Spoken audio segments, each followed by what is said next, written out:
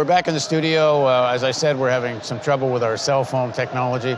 We're going to join our guests in the studio. So now joining us are, let me see, do I have it on the teleprompter? Who's joining us here? It's not Bernie Sanders, I'm quite sure. No? Okay. No. All right, hang on here. I'm about to be able to, I'll tell you what. Okay, here we go. Ron Abramson is an immigration lawyer from Bow, New Hampshire. And this is not working at all. Why don't you introduce yourself? I'm Andru Volinksy. I'm a lawyer from New Hampshire as well. Great. And I happen to have been Bernie's lawyer during the New Hampshire campaign. Oh, very interesting. So let me start with you. We've been interviewing people that have mixed feelings about what happened here tonight. We interviewed Portia Bolger, a woman whose video's gone crazy viral, who almost cried when Bernie endorsed Hillary Clinton. What were your emotions in this moment? You know, you've been, I assume, very invested in this campaign and understand what the Clinton candidacy means in terms of what section of the party she represents, what kind of interest, economic interest she represents. How did you feel in that moment? It seems to me that it's only natural if you give a year or more of your life to a particular effort, a particular cause, and you fall short of your ultimate goal, that you'll experience some sense of disappointment. And I don't begrudge anyone else their feelings or their emotions, but politics, and more importantly, policy, is about channeling your disappointment and channeling your energy in a productive way. So, was part of my heart sad when we realized the numbers weren't there after California, and when Bernie came to New Hampshire a couple weeks ago, and endorsed Hillary Clinton in Portsmouth? Of course. But, we're here. He's the leader of this movement. The movement will hopefully outlast him well beyond his years. And it just seemed a bit short-sighted to get too wrapped up in the disappointment. And although there are a number of valid reasons to be skeptical and to be concerned, we need to move forward. And the only way we're going to move forward is to build some bridges. Well, what were your emotions? When I signed on to the Sanders campaign, I thought he had no chance of breaking 10%. So let me ask you this, because you were Sanders' lawyer, so you were in this from the beginning? From the beginning of New Hampshire. So getting him on the ballot as a Democrat was a little bit of a challenge because he was an independent and a socialist. Did he have any clue in the people around him that it could go this far? I mean, did he not think originally this is going to be symbolic, I'll get a platform, I can say some things? If he had a clue, he didn't let on. So I didn't believe that I was doing this for a candidate who could win. I was doing it because I have similar ideals to Senator Sanders and supported them and wanted those ideals in the conversation because I thought the process that Secretary Clinton had started decades ago leading to Thursday night will take the country in a certain direction and would have avoided things like living wage and health care for all. And I was comfortable volunteering my time to get those issues in the conversation. As it turned out, things went in a lot different direction, and we actually did have a chance. There were lots of things in our way. But so you're as a lawyer, and you continue to be involved in the Sanders campaign up until today. We're delegates. You're delegates, but from a legal point of view, how much of this vote was rigged? The accusation is, to some extent, if you take out the superdelegates, that the actual vote may have been stolen. Do you think there's any validity to that? When you ask me that as a lawyer, I think you put the wrong spin on it. I think the Secretary has spent decades, directly and indirectly, putting her hand on the levers of power that control the outcomes of campaigns. That's not illegal.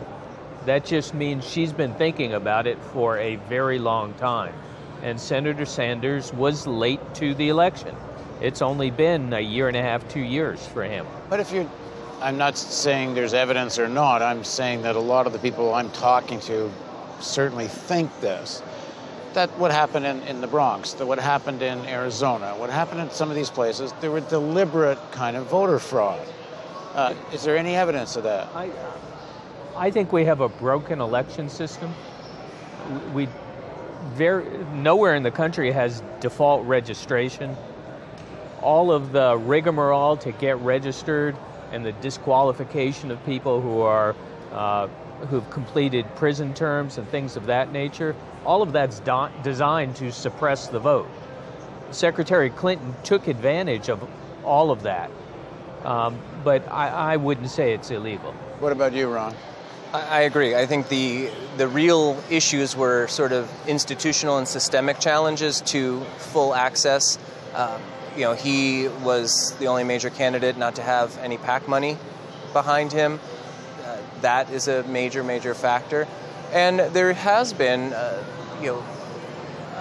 nonpartisan effort in many places to make access to the ballot more difficult. The advanced voting periods have been cut. The number of polling places have been cut. If we wanted to be a truly participatory democracy, we'd do what many other countries do and have the vote either be a holiday or be on a weekend when people don't have to worry about going to work.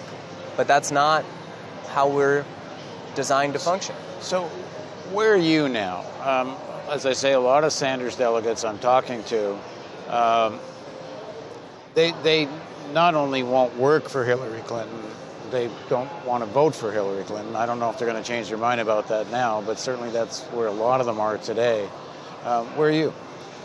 I would like to process the events of the last couple weeks, and this week in particular. This is my first convention. It's an overwhelming amount of information and stimulus to take in, and then see. But I'm not going to lose sight of the fact that whether or not she is the ideal candidate, there is a substantive, qualitative difference between her and the Republican nominee in terms of not just the direction the country's going to go, but the way individual people's lives will be impacted. And that matters to me more than any particular one issue or one candidate. For example? For example, I'm an immigration lawyer. I don't want to see a giant wall built on the southern border. I don't want to see immigrants falsely scapegoated for problems that have nothing to do with them, because we create fear and we take isolated examples and turn them into policy decrees. I want to see better access to health care. I want to see a living wage for anybody who works full-time. Andrew, when Bernie says in his endorsement, he said it again today, last night I should say, that Hillary believes that we should get to universal health care. Hillary believes in these various values. I don't know how many people believe that's true. I would say most Sanders supporters don't think she believes in those values.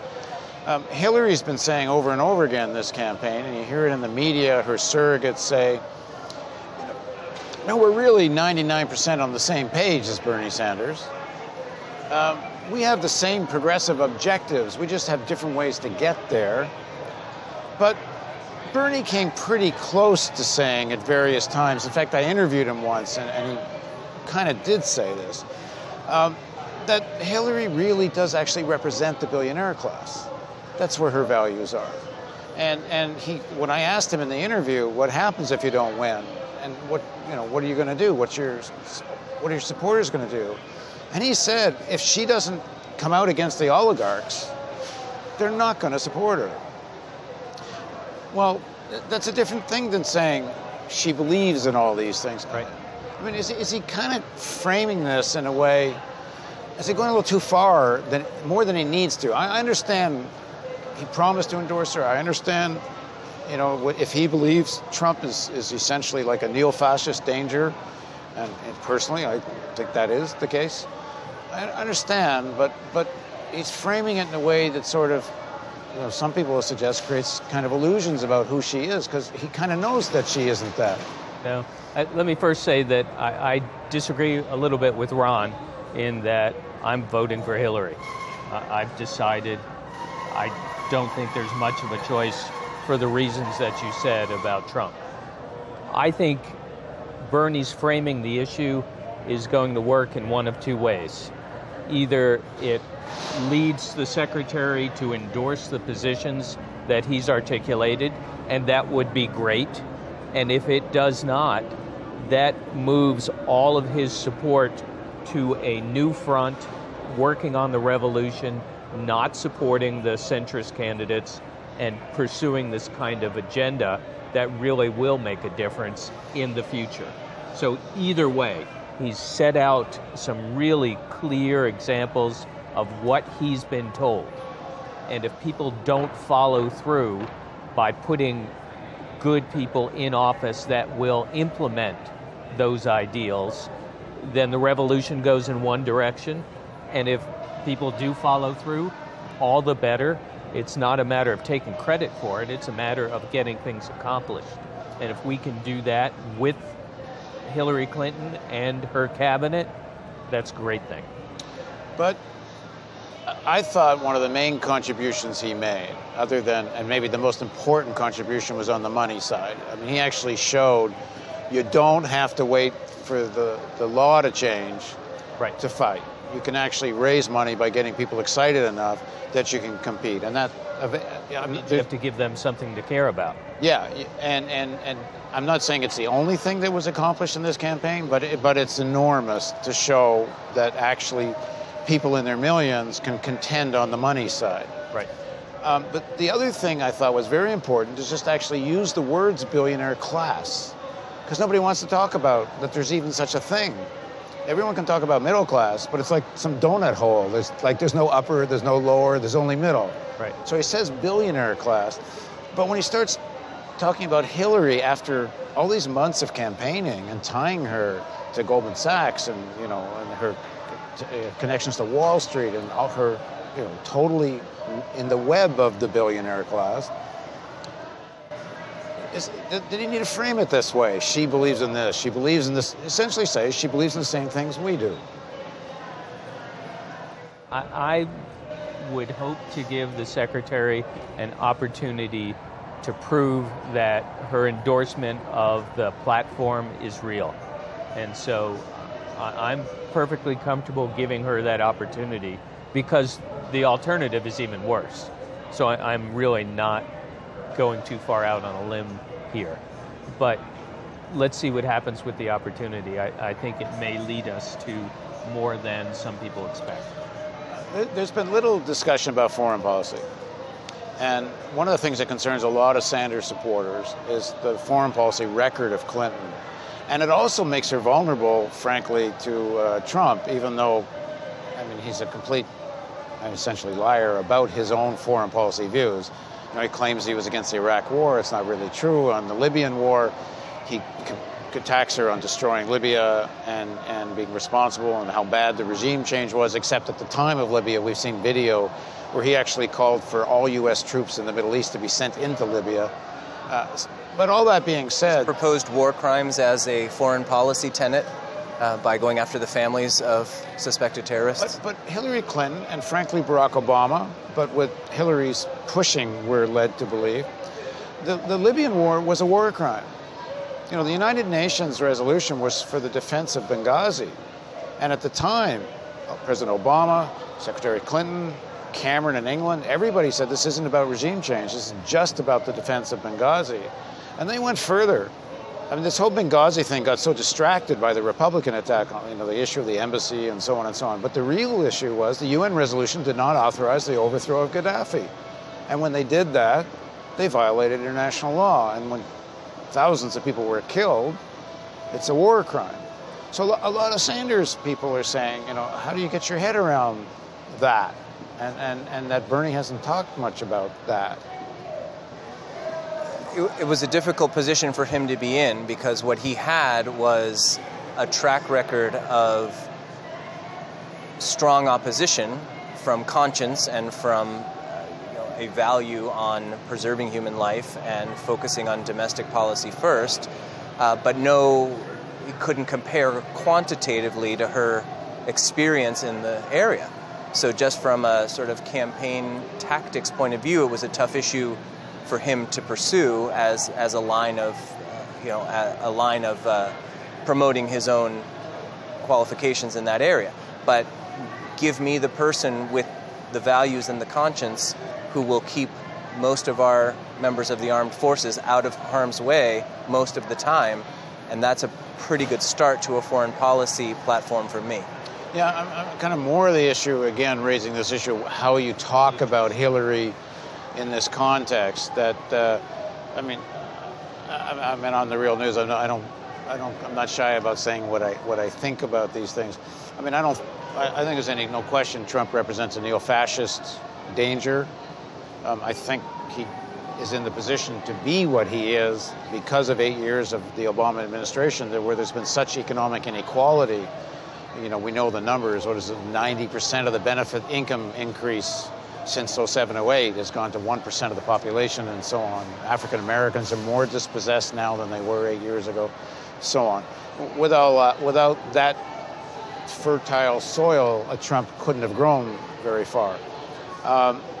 That being said, in terms of the education of all these young people that have entered the Sanders movement and the disillusionment they're feeling now, doesn't this message need to be crafted in a way that there isn't kind of untruths said about who Hillary is? And the foreign policy thing's a big deal for a lot of the people in this situation. Well, I still think it's a question of who she brings in with her. I think we need to see who the cabinet is if she's elected. That'll tell us a lot about her commitment to the Sanders values. They're certainly being articulated almost on every level of her leadership. They're very complimentary of the platform. A lot of them are now saying the economy's rigged, which is an adoption of the Sanders position. So I'm waiting to see how much beyond pure words it goes. Okay, thank you both very much for joining us. Pleasure. I hope you come back again. Hang on just one sec. No. But thank you very much. You. I think let me look, are we wrapping? Wrapping. Okay, one more time. We can't do any of this if you don't give us dough. There's a donate button somewhere around here. I hope you participate. They're tax deductible in US and Canada. We have a $100,000 matching grant. If we get there by the end of the summer, we'll trigger every buck you give. We'll trigger $1. And we'll be back tomorrow live. We're not exactly sure what time. Check the website and we'll have some information. But we will be back live on the Real News Network from the DNC in Philadelphia.